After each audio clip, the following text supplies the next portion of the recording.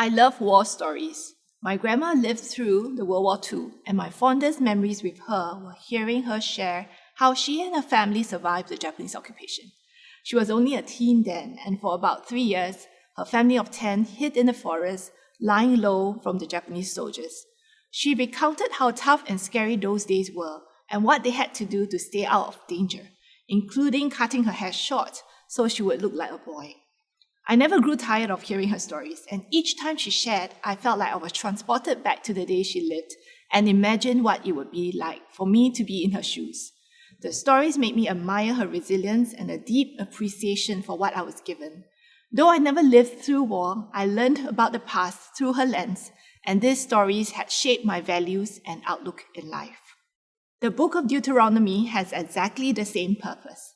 It's a retelling of the stories of what the previous generation of Israelites had gone through. The generation who left Egypt had passed on, and now their descendants had made it to the edge of the Jordan River. The retelling of the stories is done through a series of speeches from Moses, where he was calling the next generation of Israel to be faithful to the covenant with their God. At the center of the book is the collection of laws, which are the terms of the covenant between God and Israel. Some of the laws are new, but many are repeated from the laws given earlier at Mount Sinai. And this is how the book got its name, Deuteronomy, from the Greek word Deuteronomion, which means a second law. Moses emphasized to the young generation what's most important to remember, to understand, and to pass on. This is a book that prepares a new generation to grasp the past even as they prepare to join God's mission across the Jordan. The book is written around 1406 BC, at the end of the 40 years of wandering endured by the nation of Israel. At the time, the people were camped on the east side of the Jordan River, on the plains of Moab, across from the city of Jericho. It's said in Deuteronomy 1 as well as chapter 29. They were on the verge of entering the land that had been promised centuries earlier to their forefathers, in Genesis 12. The children who had left Egypt were now adults, ready to conquer and settle the promised land. Before that could happen, the Lord reiterated through Moses his covenant with them. What is the general outline of Deuteronomy? The 4 main sections begin with these headings. These are the words, chapter 1, verse 1. This is the law, chapter 4, verse 44. And these are the words of the covenant, chapter 29, verse 1. And this is the blessing, chapter 33, verse 1. The first section, these are the words, sets the final words of Moses on the plains of Moab, between the wilderness and the land of promise, just beyond the Jordan River. This first section is largely a recap of the first 4 books of the Pentateuch. We have seen God's promise extend from an individual, Abraham, to a flourishing family, to a mighty nation. This section will summarize a good bit of that journey, especially God's revelation on Mount Sinai and Israel's long journey through the wilderness. The second section, this is the law, is the longest section in Deuteronomy, comprising about 24 chapters from the end of chapter 4 to chapter 28. Think of a very long sermon by Moses, who is reminding, or rather warning, the nation of Israel of the 2 ways. The first way is the covenant way of life. You either choose to follow the way, which is follow God as your shepherd, as your Lord and King, or you choose the other way, the covenant curses or death. We'll talk more about this in the vignette too. The third section, these are the words of the covenant, explains the manner in which the covenant will shape the destiny of the people. This new covenant, along with the blessings and curses of Deuteronomy 27 to 28, lays out 2 paths before the listener or reader. The path of life and the path of death. The reader faced the same kind of choice that Adam faced in the garden in Genesis, the tree of life or the tree of the knowing of good and evil, along with the life or death that the respective trees promise partakers.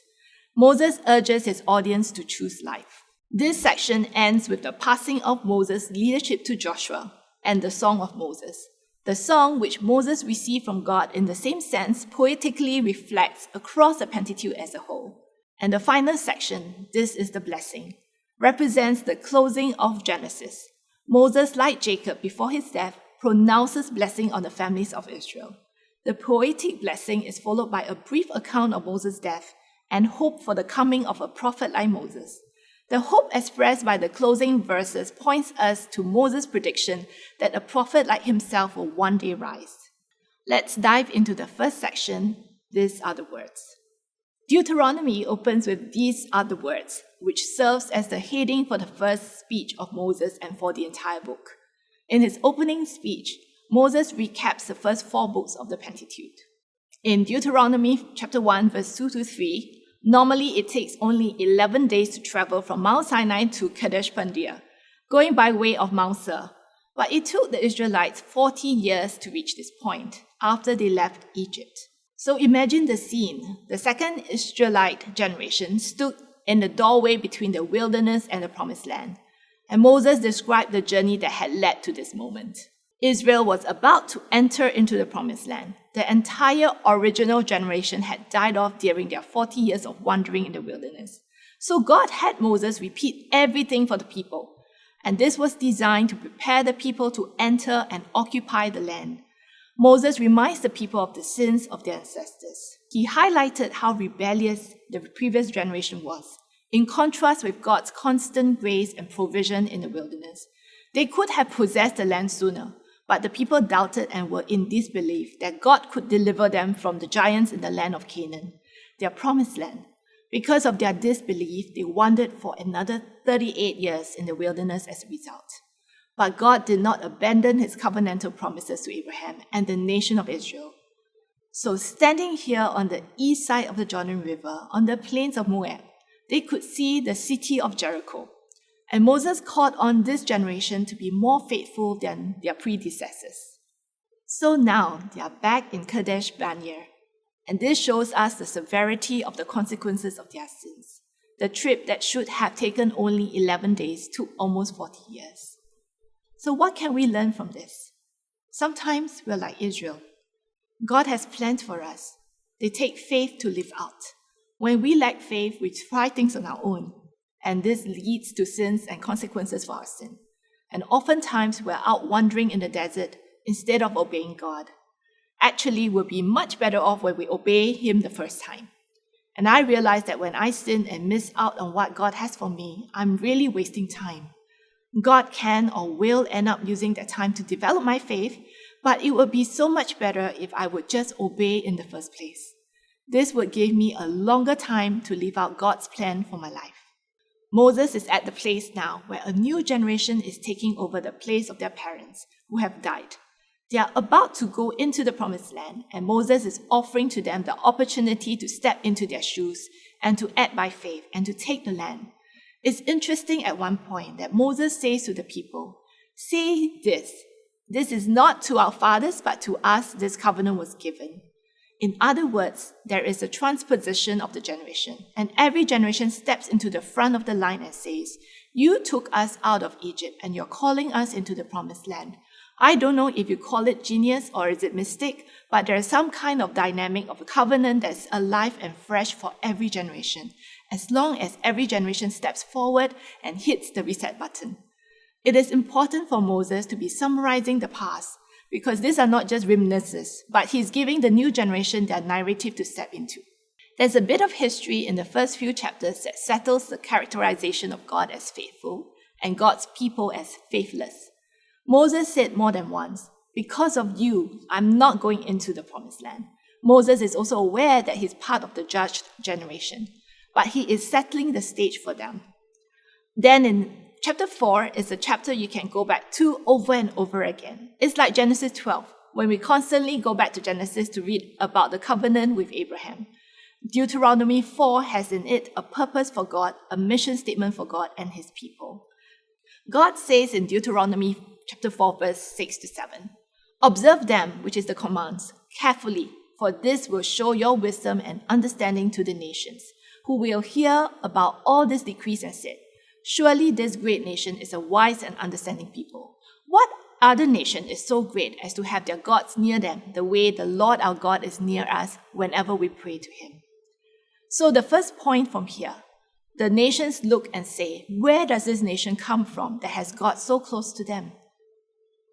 And point 2, what other nation is so great to have such righteous decrees and laws as this body of laws I'm setting for you today? You hear this straight from Moses. Laws are not just simply rules. They regulate behavior and provide guidelines for people. They also express the values of the king. God is saying, I want the nations to watch how you live and see what happens when you pray. They will say, what God is ever this close to people? And where do these righteous laws come from? So when Israel would deviate from the laws, it's not only to their harm. What's at greater risk is God's reputation in the world. That's what he is stating here. Remember in Genesis 12, the covenant God has made with Abraham. The Lord has said to Abraham, go from your country, your people, and your father's household to the land I will show you. I will make you into a great nation, and I will bless you. I will make your name great, and you will be a blessing. I will bless those who bless you, and whoever curses you, I will curse. And all peoples on earth will be blessed through you. God chose Israel to be a people who would showcase both his redeeming grace and righteous judgment. They are to reflect him and be set apart. When Israel follows God's path, the nations would see and acknowledge the one true God because it will be undeniable. What does it mean for us today as believers? The same is required. Observe his commands carefully. The people around you, your colleagues, your friends, family members who are unsaved will watch how you live and see what happens when you pray. Will they say, what God is ever this close to these people? And where does this wisdom come from? You will be like a magnet, drawing people to God.